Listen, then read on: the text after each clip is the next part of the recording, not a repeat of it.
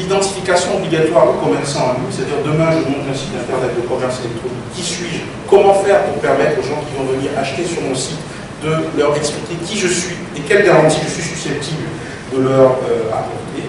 Voilà, la responsabilité des fournisseurs d'accès, des fournisseurs d'hébergement, tout cela, je peux le dire, et j'en suis particulièrement fier, est au niveau des meilleurs standards législatifs et normatifs internationaux. Quand on prend, je pense même que certains textes sont en avance sur ce qui se fait en Europe. Par exemple, dans notre loi, je dirais, le régime probatoire de la messagerie électronique ou de la lettre commandée électronique, c'est un bijou.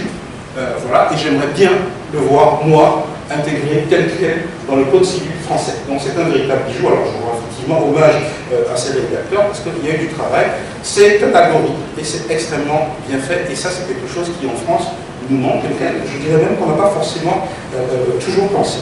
Alors, évidemment, les questions de cybersécurité sont, elles, adressées de manière publique. Parce que la loi sur la sécurité est encore dans les tuyaux, donc ce sera l'objet de la prochaine loi, mais chaque fois que les sujets sont adressés, ils sont adressés de manière adéquate. Donc les prochaines étapes, donc c'est effectivement la loi sur la cybersécurité, la loi sur la protection des données personnelles. Alors, juste un mot là-dessus avant de finir. Il faut bien comprendre que la loi sur la protection des données personnelles, c'est une machine de guerre. Voilà, je vais juste vous dire, en Europe, le règlement européen sur la protection des données personnelles qui amène un chamboulement assez conséquent dans le monde des entreprises, dans leur vie et dans le monde des organisations publiques, c'est une machine de guerre, c'est-à-dire que c'est pas compliqué. Voilà. Alors ce que je peux dire, c'est que j'ai travaillé à la CNIL avant d'être responsable de l'équipe IT digitale au cabinet Hoche, donc j'ai travaillé à la Commission nationale d'informatique et de liberté, où j'ai participé à la mise en œuvre du service télécom et services en ligne, donc dans les années 2000, et j'ai vu effectivement se construire une machine de guerre pilotée par l'Allemagne. C'est-à-dire que les Allemands ont toujours eu un problème, ils ont eu deux problèmes. D'abord, c'est un pays fédéral, donc autant de lois sur la protection de données personnelles que d'États, que de communes.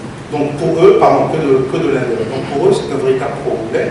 Et deuxième problème, pour eux, c'est que l'Allemand est un pays industriel. L'Allemagne est un pays industriel. Et que la difficulté pour l'Allemagne, ça a été de prendre le virage numérique, le digital. Bosch a recruté, vous connaissez tous Bosch, les ABS, les machines à laver, les frigos. Bosch a recruté, ces dernières années, 26 000 ingénieurs en informatique. Dans le silence, Bosch est aujourd'hui la première entreprise de services numériques en Europe. Personne ne le sait. Donc, ils se sont dit à un moment donné, c'est pas possible. Les GAFA, c'est tous des Américains. Voilà. Demain, ils vont nous expliquer comment vendre nos machines à laver, comment vendre nos BMW, comment vendre nos Mercedes. Donc, ça ne va pas le faire. Comment est-ce qu'on va les coincer? Et le point faible des États-Unis, c'est la protection des données à caractère personnel dans les relations commerciales. Donc, ils ont fait monter en pression un règlement qui est absolument contraignant, qui est extrêmement compliqué. Je pense que moi, Babou peut en témoigner, pour avoir beaucoup de mal à me joindre lorsque j'étais sur des missions de mise en conformité avec ce règlement, extrêmement compliqué, et qui en fait verrouille l'accès au marché européen. Donc les GAFA vont avoir de vrais problèmes sur l'accès au marché européen, et c'est pas faire mystère que les autres, ils ont lancé auprès de près de 50 confrères, donc une action pour pouvoir faire annuler ce règlement. Donc, c'est un véritable enjeu. Quelles peuvent être les perspectives donc, de nos textes et leurs objectifs opérationnels? Alors, il y a deux angles. Il y a le premier angle qui est un angle purement défensif. Alors, le premier, c'est évidemment éviter l'effet ciseau. Alors, vous allez voir, les deux lignes qui suivent sont barrées. Alors, voilà, je vous rassure, je n'ai pas pris l'apéritif quand je préparais la keynote, je les ai barrés exprès. Devenir de plus en plus vulnérable aux attaques. Ça, pour nous, pour notre pays, c'est interdit. On ne peut pas aller dans cette voie-là, on ne peut pas laisser faire.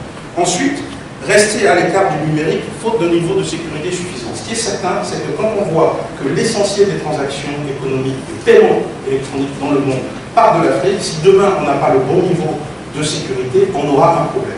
Parce que ce qui va se passer très simplement, et par exemple, c'est qu'il va y avoir un Américain qui va créer une solution, qui va tunneliser tout simplement l'acte de paiement depuis le terminal de l'utilisateur vers un ordinateur des serveurs aux États-Unis et qui exécutera la transaction.